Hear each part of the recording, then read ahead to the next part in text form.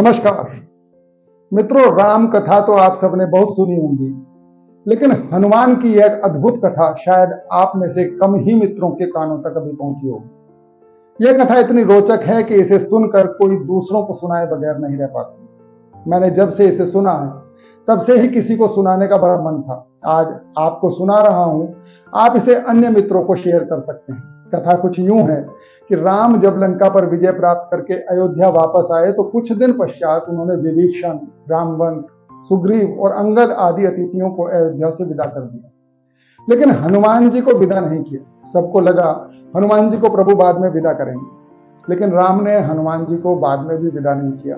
काफी वक्त बीत गया तो प्रजा बात बनाने लगी कि क्या बात है, सब गए परंतु अयोध्या से हनुमान जी नहीं गए। अब दरबार में कानाफूसी शुरू हुई कि हनुमान जी से कौन कहे जाने के लिए। तो सबसे पहले माता सीता से आग्रह किया गया कि आप हनुमान जी से जाने के लिए कहें। माता सीता बोली, मैं जब लंका में परेशानी में पड़ी थी, मेरा एक एक दिन एक एक कल्प के समान बीत रहा था, तब हनुमान जी ही थे जो प्रभु मुद्रिका लेके वहां गए थे और मुझे धीरज बंधाते हुए कहा था, कछुक दिवस जननी धरुधीरा, कपिन सहित अहि रघुवीरा। मैं तो ऐसे अपने बेटे समान हनुमान से कभी भी नहीं बोल सकती कि वो अयोध्या छोड़कर जाएं। आप किसी और से कहलवाओ। अब बारी आई लखन जी की। लक्ष्मण जी ने कहा, मैं जब रणभूमि में मरणासन्न अवस्था में पड़ा था और पूरा रामदल विलाप कर रहा था, हनुमान अगर संजीवनी बूटी न लाते तो मैं तो मर ही गया था। ये जो लक्ष्मण आज यहाँ खड़ा है वो हनुमान जी का जीवन दान दिया गया लक्ष्मण। मैं कैसे और किस मुंह से बोल सकता हूं कि हनुमान जी अयोध्या से चले जाओ। अब बारी आई भरत जी की।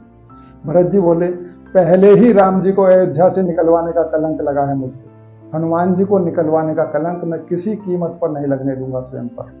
और दूसरी बात ये कि मैंने तो नंदी ग्राम में अपनी चिता लगा ली थी, वो तो हनुमान जी थे जिन्होंने आकर प्रभु राम के वापस आने की यह खबर मुझे दी थी कि रिपुरन जीति सुजस सुरगावत, सीता सहित अनुज प्रभु आवत।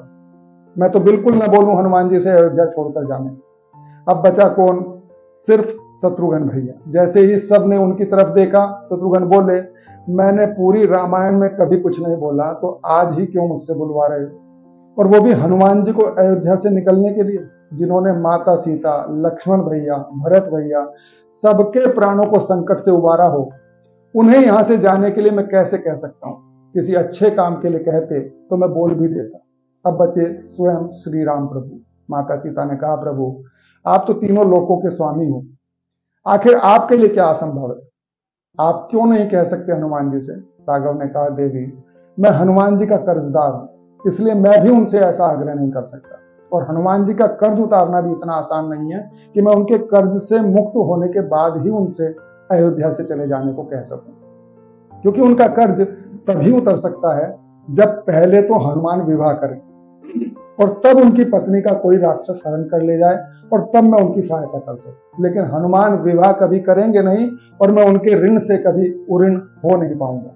मैंने ऐसे ही नहीं कह दिया था हनुमान से कि सुनु सुत तो ही उऋण मैं नहीं। लेकिन यदि आप सब फिर भी चाहते हैं कि मुझे प्रयास करना चाहिए तो कल राज्यसभा में मैं बोल दूंगा कि हनुमान जी भी आप भी कुछ मांग लें। ऐसे कहकर ही मैंने सबको विदा किया। दूसरे दिन राज्यसभा में सब एकत्र हुए। सब बड़े उत्सुक थे कि हनुमान जी क्या मांगेंगे। राघव ने कहा, हनुमान सब लोगों ने मेरी बहुत सहायता की और मैंने सबको कोई ना कोई पद देकर विदा किया। विभीषण को लंका का राज्य, सुग्रीव को किष्किंधा का राजपद, अंगद को युवराज पद आदि आदि। तुम भी अपनी इच्छा से बताओ कि तुम्हें कहां और कौन सा पद चाहिए।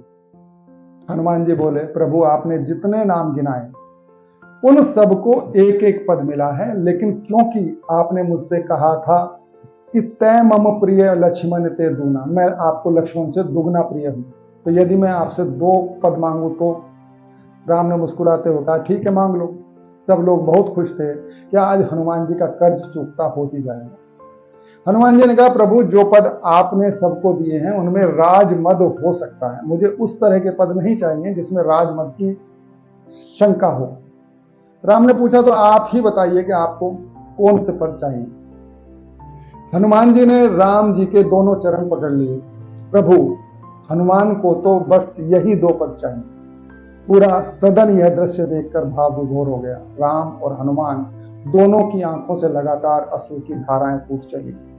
दोनों का एक दूसरे के प्रति यह स्नेह देखकर सबको समझ आ गया था कि वह इन्हें अलग करके अनायास ही कितने बड़े पाप का भागी होने जा रहे थे।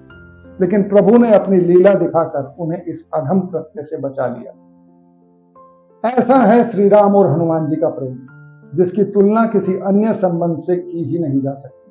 यही है भक्त और भगवान का संबंध। प्रेम की इस पराकाष्ठा पर हम सब पहुंच पाएं, ऐसी शुभकामनाओं के साथ आप सभी को मेरा प्रणाम। फिर मिलेंगे।